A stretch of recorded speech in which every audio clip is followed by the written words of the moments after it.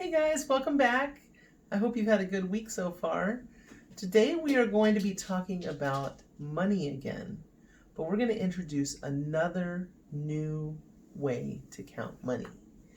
So come on over and I want to introduce you to our new thing that we're learning about today. Do you know what this is? You're probably thinking it's $1. And you're right, because it's got a 1 all over it. So this is what we call $1.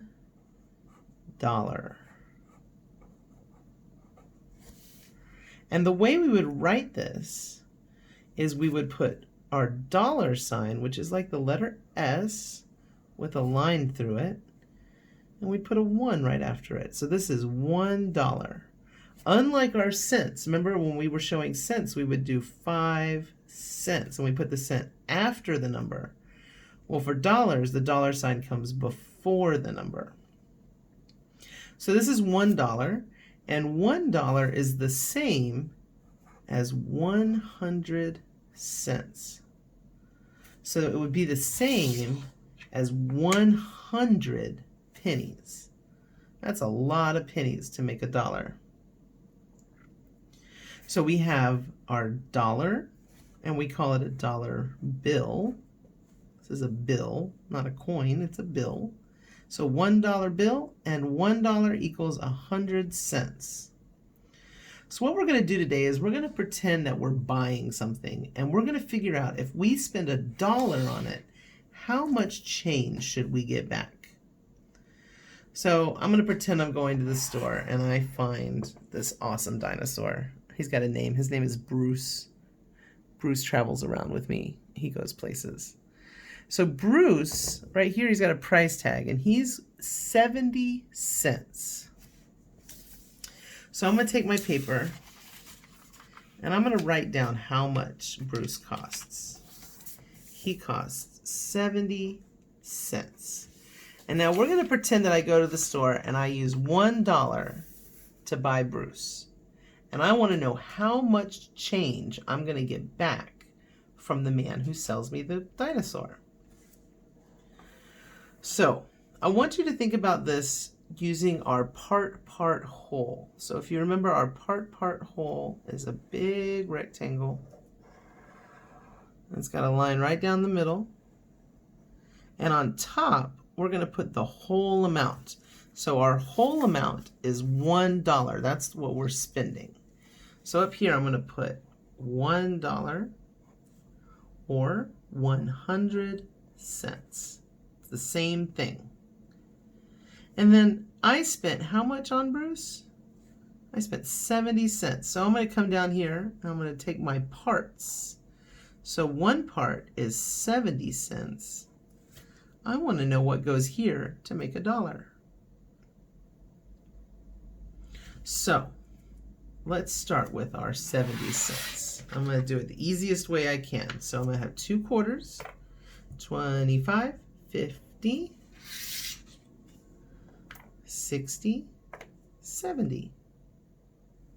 So if I've got 70 cents, how much more do I need to make $1? I need 30 cents more, because 70 and 30 equal 100. So let's see. If I have 30 cents more, there's a lot of ways I could do it. I could do 25, 30. I could put 5 pennies instead of my nickel. So 25, 30. There's a lot of ways I could do this. I could use dimes and nickels. I could use just dimes to make 30. I could use 30 whole pennies. I could use 6 nickels. So there's lots of ways I could show it. But what I want to know is that I need 30 cents more. So let's look at our paper. This is actually the first question on your work today. It says, draw coins to make $1. How many cents do you need? So here's my 70. I'm going to first draw a nickel. It's going to put 5 cents in the middle of a circle. So now I have 70 plus 5, which is 75. And if you remember your quarters, they go 25, 50, 75, $1. So I'm going to draw a bigger one for my quarter. And I'm going to label it 25 cents. So now I have 70, 75, $1. So how much did I need? Well, I needed what I drew. So I needed 25, 30 cents. All right, let's look at one more. Right here. 92 cents. So if I think about my part whole, I've got $1 at the top, 100 cents. Down here I've got 92 cents, and I need to figure out what goes with 92 to make $1. Well, let's see. I could do this.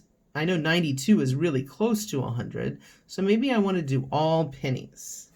So I could draw 1, 2, 3, 4, 5, 6, 7, 8. Now, how did I know it was 8? Well, let's see. I have 92, 93, 94, 95, 96, 97, 98, 99, 100. So how much did I need? I needed 1, 2, 3, 4, 5, 6, 7, 8. I needed 8 cents. So this is going to be a little trickier than what you've been doing. And if you get stuck, I want you to think of this part whole. So you put your dollar at the top because that's the whole amount. You put the number that they give you on one side, and then you've got to figure out what goes on the other side. All right, guys, I want to say good luck with this. If you have questions, please get in touch with me. I will see you guys next week. Have a good day.